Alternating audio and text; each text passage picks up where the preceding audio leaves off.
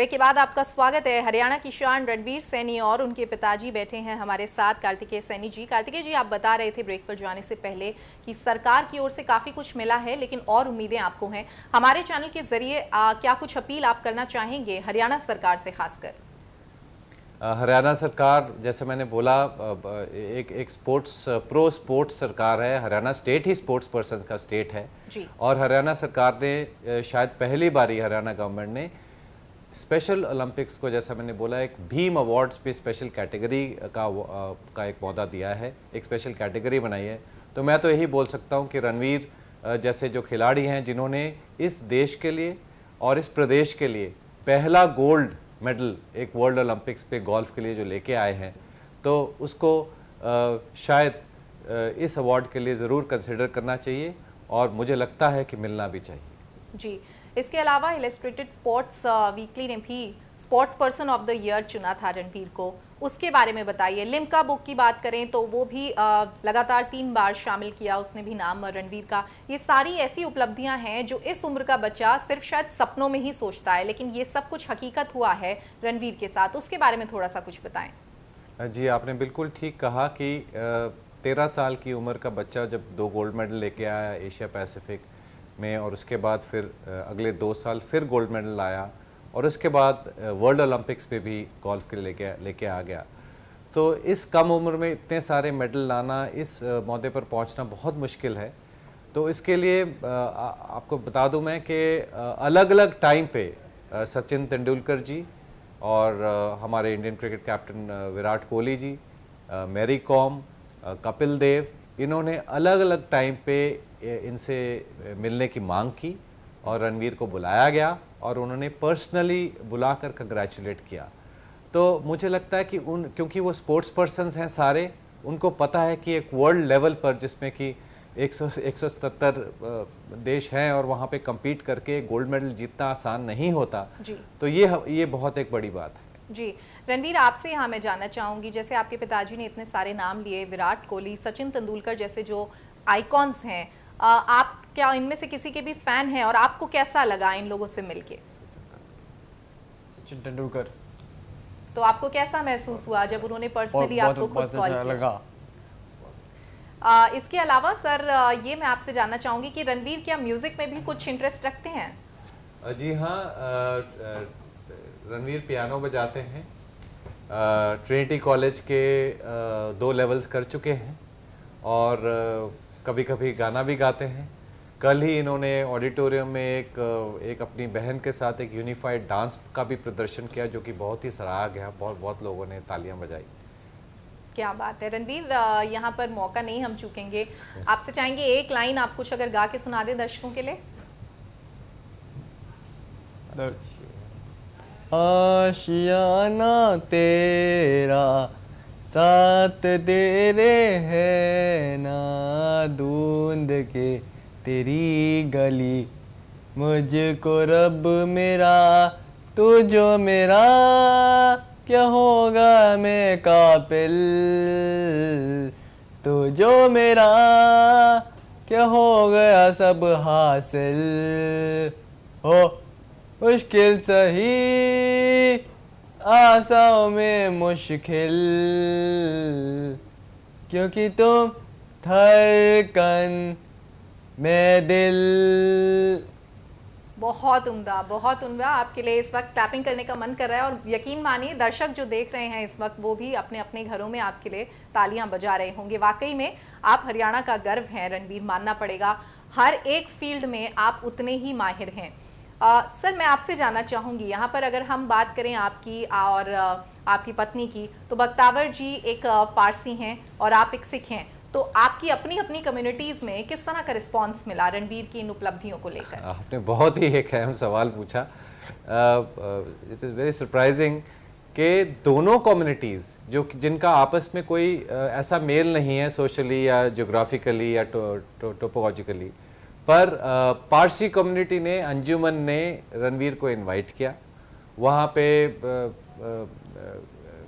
जो सोली सोराब जी थे, विजान दारूवाला थे, ये सब थे, हमारे माइनॉरिटीज़ के मिनिस्टर भी थे, तो उन्होंने इनको वहाँ पे सम्मानित किया और दूसरी तरफ गुरुद्वारा सिंह सभा जो हमारे साउथ सिटी के गुरुद्वारा हैं, वहाँ पे इनको बुलाया गया। इनफैक्ट हम सबको बुलाया गया और इनको सरोपा दिया गया, जो एक बहुत बहुत बड़ा एक ऑनर होता है गुरुद्वारे में देना, जब ये 14 साल के थे।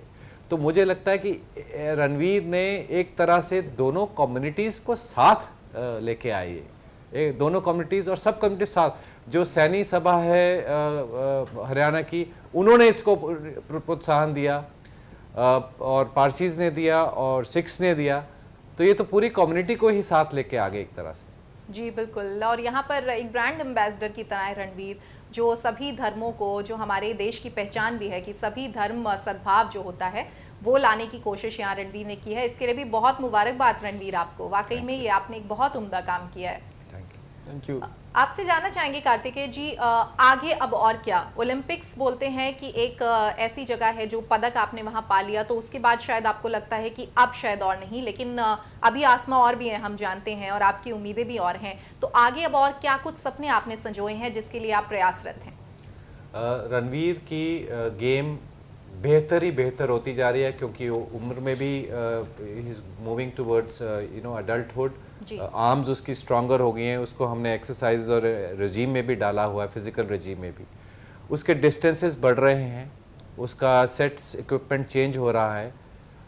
नेक्स्ट अप्रैल में ये जाएंगे एशिया पैसिफिक, इस बारी एक वर्ल्ड लेवल पे दूसरा टूर्नामेंट है जो कि अप्रैल में होगा।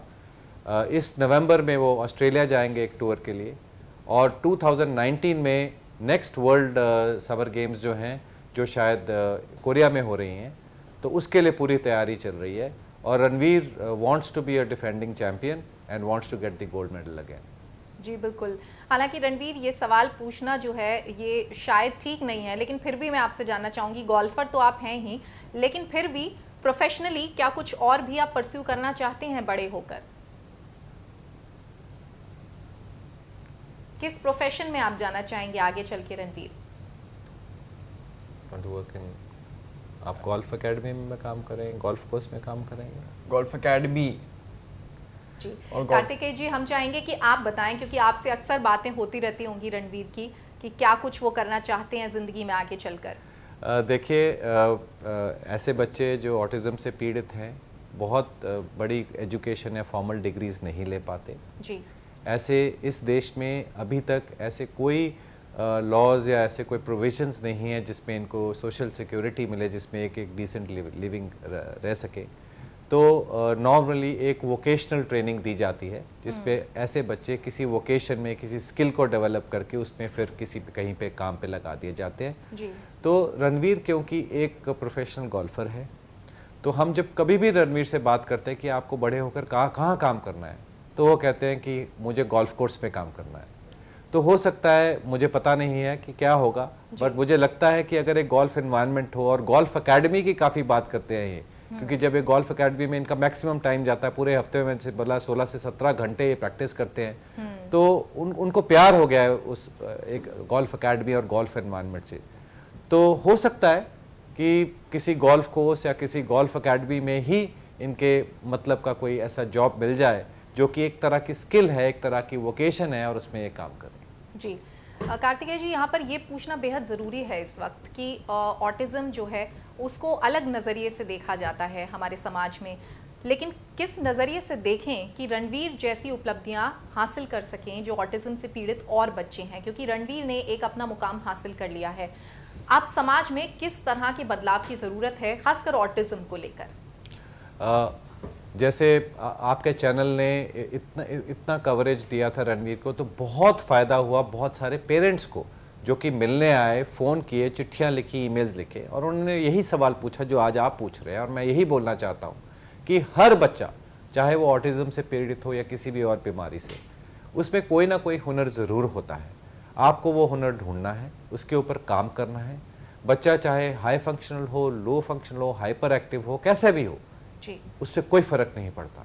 दृढ़ता से लगे रहो, बच्चे को उसमें माहिर बनाओ, और वो बच्चा शाइन करेगा, पक्का शाइन करेगा। शायद उसकी डेडिकेशन, एक ऑटिस्टिक बच्चे की डेडिकेशन, ऑनेस्टी और हार्डवर्क एक नॉर्मल बच्चे से ज़्यादा होती है, क्योंकि उसको वही काम करना है और वो कभी उसे कतराता नहीं है, कभी झूठ नहीं बोलता, कभी डिसऑनेस्ट नहीं होता है अपनी रजीम से, प्रोसीजर्स फॉलो करता है।